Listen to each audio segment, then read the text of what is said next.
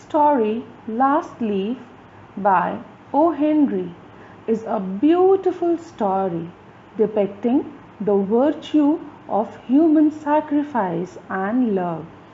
This story is about Sue, Johnsy, and Mr. Berman. Johnsy, Sue, and Mr. Berman, all of them were artists. Many artists lived in the Greenwich Village area of New York. Two young women named Sue and Johnsy shared a studio apartment at the top of a three-storied building, a favorite place for aspiring painters to live at. Sue and Johnsy had met at a restaurant and became soulmate friends. Johnsy's real name was Joanna. In November, a cold, unseen stranger came to visit the city. The stranger was a disease called pneumonia, which killed many people. In the winter, pneumonia epidemic affected many people in that area.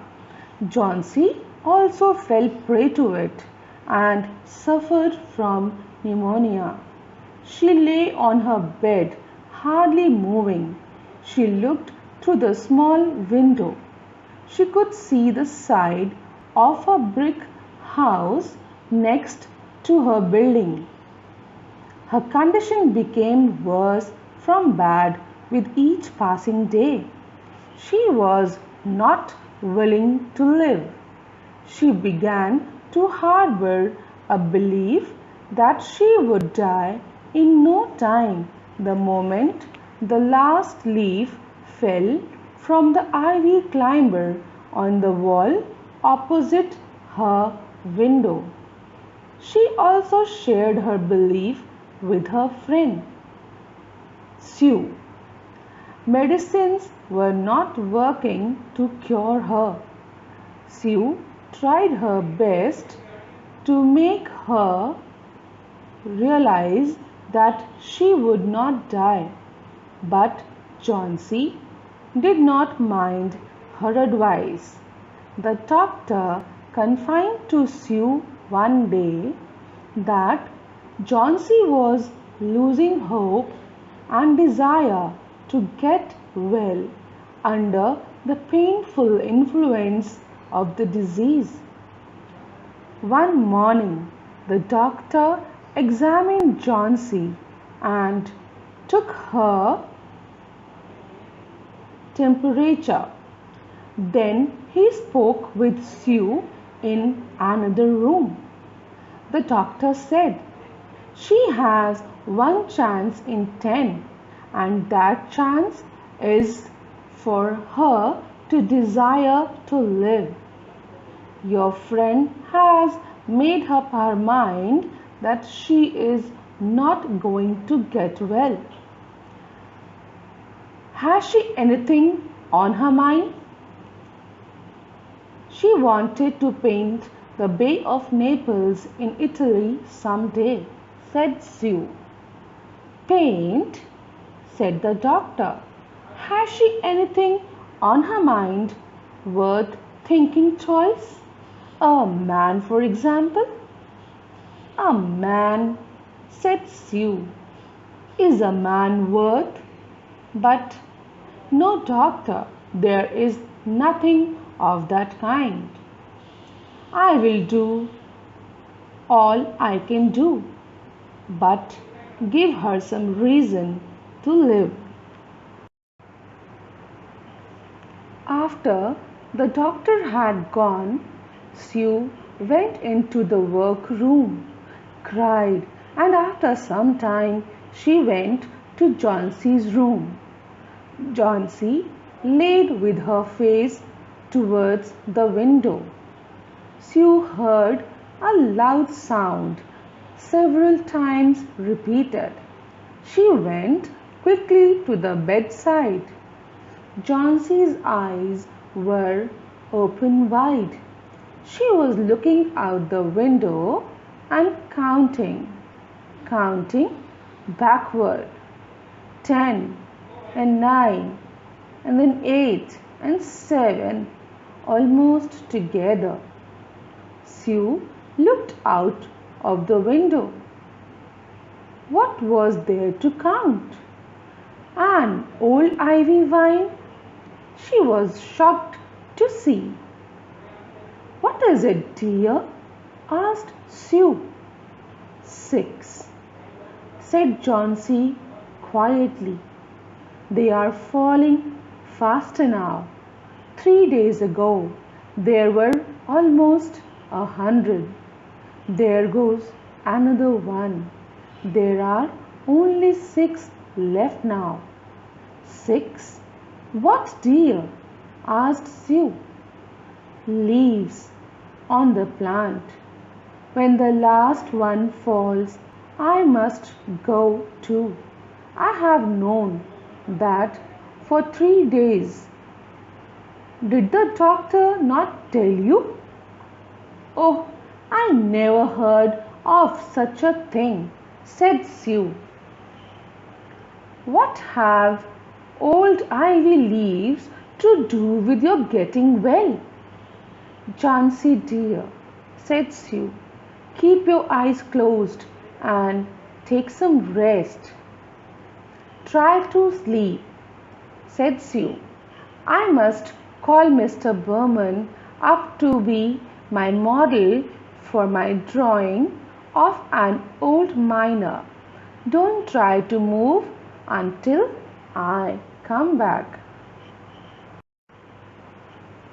Mr. Burman was a painter, an extremely talented painter living in obscurity in their neighborhood, who lived on the ground floor of the apartment building. He was a failure in art. For years, he had always been planning to paint a work of art, but had never yet begun it. He earned a little money by serving as a model to artists who could not pay for a professional model. He was a fierce little old man who protected the 2 young women in the studio apartment above him. Sue found Burman in his room.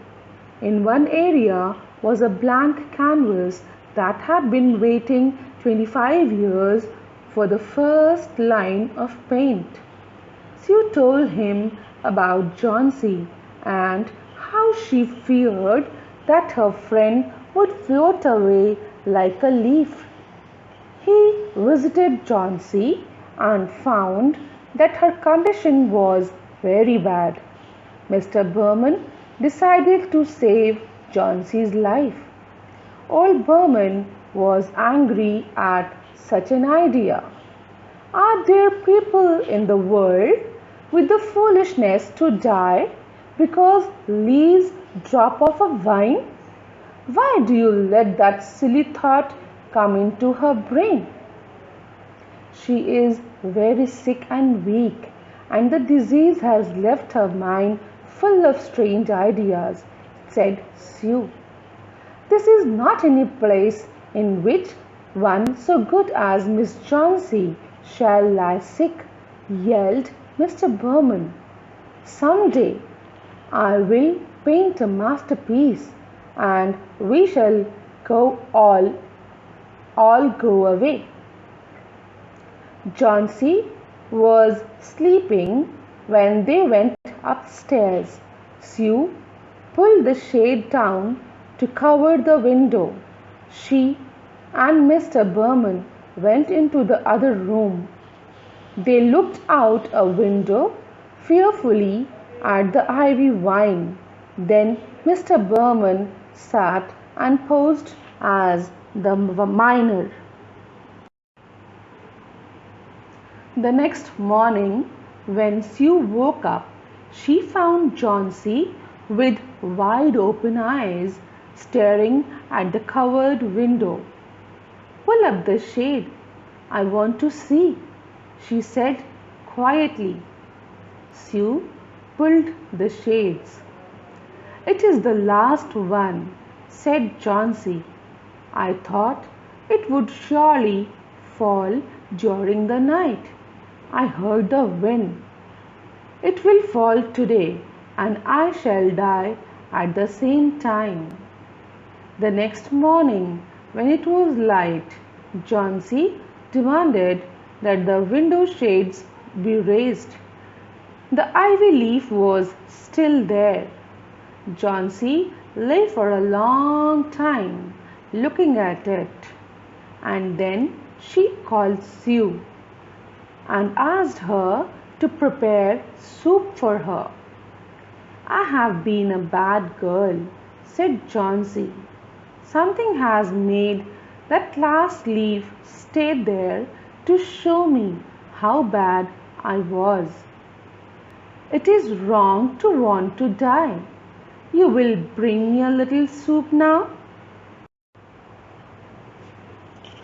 Later in the day, the doctor came and Sue talked to him. "With good care you have won," said the doctor.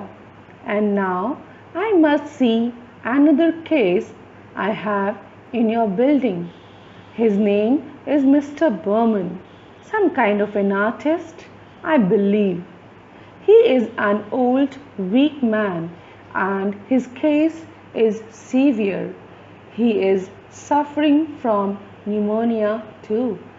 There is no hope for him, but we are taking him to the hospital today to ease his pain." The next day, the doctor said to Sue, "She is out of danger. You won." Later that day, Sue came to the bed where Johnsy lay and put one arm around her. "I have something to tell you, Johnsy," she said. "Mr. Berman died of pneumonia today in the hospital. He was sick only for 2 days. The janitor found him the morning of the first day in his room downstairs, helpless with pain. His shoes and clothes were completely wet and icy cold. They could not imagine where he had been on such a terrible night. And then they found a lantern still lighted, a ladder that had been moved from its place, and art supplies, and a palette with green and yellow colors mixed on it. And look out of the window, dear, at the last ivy leaf on the wall.